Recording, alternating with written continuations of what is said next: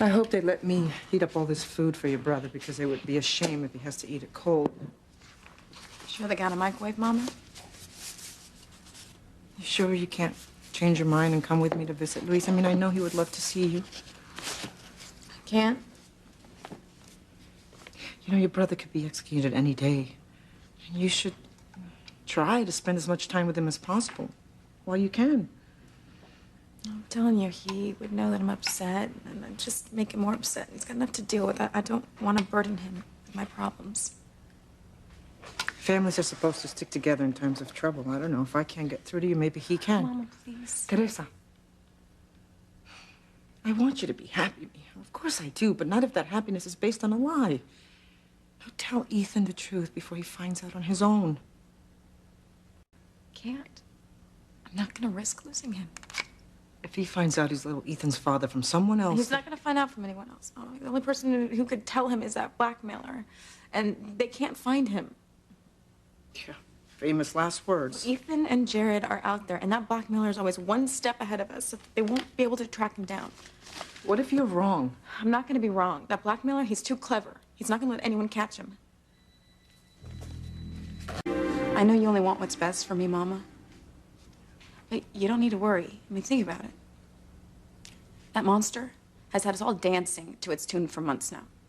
So Ethan and Jared, they can talk all they want, but they can't catch the blackmailer. You think that that's a solution to our problems, Teresa? Your brother's facing the death penalty for the crimes that that creature committed. And unless it's caught, your brother will die. I know. It tears me apart, Mama. It kills me to be torn between losing my own brother and losing the man that I've always loved. But you know what? Luckily, it's not a choice that I have to make. It's out of my control, whether or not the blackmailer is caught or not. But if you did have the control, what would you do then? Mama. No, Teresa, tell me. If you found the blackmailer, would you bring it forward to clear Luis? The truth, Teresa. What would you do? The blackmailer was found. Would you bring it forward so that your brother's name could be cleared, so his life could be saved? Or would you be tempted to keep it from telling Ethan that little Ethan is his son? And send my own brother to the death chamber, Mama? What kind of question is that? A difficult one, obviously. No, it's not. Maybe this is something you need to discuss with Father Lonigan in confession. Look, it's like I said before, thank God I don't have to make that decision. There's no decision to make. Of course you'd save your brother's life. Mama, yeah, I love Luis. Of course I love Luis. And I also love Ethan. I don't want to lose either one of them. It's an impossible situation. But, you know, I don't really know why we're even talking about this, because this is idle talk, because that blackmailer has looted everyone for months now. So why should tonight be any different? Don't talk like that. If that thing isn't caught, if it's not brought to justice, the only thing that's going to save your brother's life right now is a miracle. Mama, I am praying for Luis. I'm praying for us all. That this nightmare will be over soon. And I'm praying that Ethan never finds out the truth. Okay, I'll tell you the whole sorry story about Pretty, but I'm scared, Luis. I'm afraid once you know what happened, you'll hate me. I'll never hate you. Well, I pray that's true, but Luis, it's not something I'm really proud of. It's pretty terrible. Come on. I'm sure it's not that bad, right? You have no idea. It's haunted me for years. Okay, it all started when Pretty... Well, it looks like we're going to have a party here today. Ma! I'm not interrupting anything, am I? No, of course not. Hi, Mabel. Oh, I brought you a little bit of food, and this nice young man let me heat it up in the microwave and bring it in here for you. After she promised me a sensational bribe, I'd let Al Capone escape for homemade tamales. Well, I hope you're hungry, Fancy. And you too, of course, because I don't want all this food to go to waste. It won't. I guarantee it. Ma, you cooked enough for an army here. I did. Look, I made your favorite.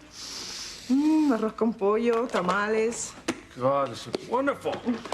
Your mom can keep bringing in all the food she wants, as long as you're willing to share a little. Sounds like a deal to me. Hey, you gotta try this, the salsa. Here's the sauce. Oh my God, this sauce is the best. Clears out the sinuses. See, that's why I never have a cold. Yes. Did I hear you? Did I hear you talk about Pretty when I was walking in? Yes, Luis asked me to tell him the whole story. No, Fancy, and no one's ever talked about that, ever. I know, but Aunt Sheridan kept alluding to it in front of Luis to taunt me, so Luis is aware there's something I've never told him. You're not gonna tell him the truth, are you? Well, that's funny coming from you. You always say the truth will come out no matter what. Not this. Okay, please, I'm begging you, please. Don't tell Luis about Pretty, okay? You surprise me. I mean, it won't be easy to talk about it, but why shouldn't I tell Luis about Pretty? I want to be honest with him. I understand that. And under normal circumstances, I would agree, but not now. Not here. I put up a good face in front of my son. But you and I both know that, he's probably going to be executed. No, don't say that. No, Fancy. Look, don't hide your face when life gets difficult. We have to face it with our eyes open. That's what we have to do. Now, I want my son's last days on this earth to be happy, despite the circumstances, and to be filled with his love for you, because he does adore you. You're his angel, you know? Don't take that away from him. Okay? But, Pilar, you know it wasn't my fault. Or at least I never meant Fancy.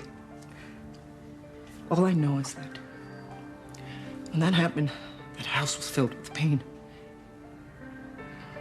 I'm asking you, I'm begging you, as his mother, please spare my son that knowledge. You're his light right now, Fancy. Okay, you're what keeps him going. Don't take that away from him. Don't let him think that his angel has feet of clay. You make me sound so awful. I'm sorry. I'm not trying to judge you. I just don't want my son to face his death thinking the worst of you.